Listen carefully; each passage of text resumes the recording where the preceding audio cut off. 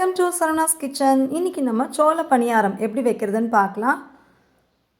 3 cup போல் வெண்சோளம் எடுத்திருக்கேன். 1 cup idli அரிசி. எந்த கப்பில் அளக்குறோமோ அதே கப்பில் தான் நம்ம அளந்துக்கணும். பாருங்கள், இப்போ நான் 3 கப்பு போல் சோளம் எடுத்திருக்கேன். இப்போ 1 கப்பு இட்லி அரிசி எடுத்துக்கலாம். இட்லி அரிசிக்கு பதிலாக நீங்கள் பச்சரிசி கூட சேர்த்துக்கலாம். 1 கப்பு உளுந்தம்பருப்பு.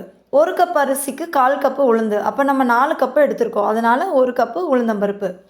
இதை ரெண்டையுமே தனித்தனியாக ஊற வச்சுக்கலாம். நல்லா கழுவிட்டு நல்ல தண்ணி ஊற்றி ஊற வச்சுக்கலாம். இது ஒரு 4 மணி நேரம் போல் ஊறட்டும். இதை மிக்சிலேயோ இல்லாட்டி கிரைண்டர்லேயோ நம்ம நல்லா அரைச்சி எடுத்துக்கணும்.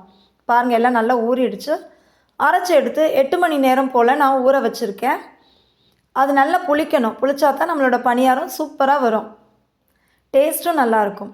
பாருங்கள், 8 மணி நேரம் போல் மாவு நல்லா புளிச்சிருச்சு. நல்லா பொங்கி வந்திருக்கு, தெரியுதா? இப்போ இதை நல்லா மிக்ஸ் பண்ணிவிட்டு இதில் 3/4 கப்பு போல் தேங்காய் திருகி போட்டிருக்கேன். 1/2 கப்பு வெல்லத்தை இந்த மாதிரி காய்ச்சிக்கிட்டு இருக்கேன் நான். ஜஸ்ட்டு காய்ச்சினா போதும், கம்பி பதமெல்லாம் தேவையில்லை. இதை ஃபில்ட்ரு பண்ணி இப்போ அந்த மாவில் ஊற்றிடலாம். வெல்லம் கரைஞ்சிருச்சு, அதை தான் ஃபில்ட்ரு பண்ணுறேன். வேணும்னா உங்களுக்கு விருப்பம்னா ஒரு ஏலக்காய் கூட தட்டி போட்டுக்கலாம். இப்போ இது எல்லாத்தையும் நல்லா மிக்ஸ் பண்ணிக்கணும்.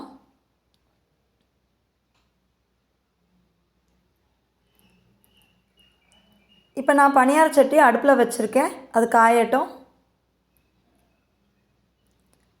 எல்லா குழியிலையும் சும்மா 2 சொட்டு எண்ணெய் விட்டால் போதும்.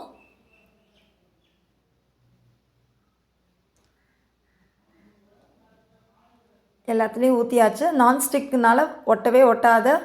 ஆனால் இந்த மாதிரி மில்லட்ஸில் வந்து நம்ம பணியாரம் பண்ணோம்னா லைட்டாக ஒட்டுற மாதிரி இருக்கும். அதுக்கு கொஞ்சம் எண்ணெய் சேர்த்து விடணும். ஆனால் எண்ணெய் நிறையா சேர்க்க வேணாங்கிறதுக்காக நான் கம்மியாக தான் எண்ணெய் விட்டுருக்கேன். இப்போ எல்லா குழியிலையும் மாவை நிரப்பிக்கலாம்.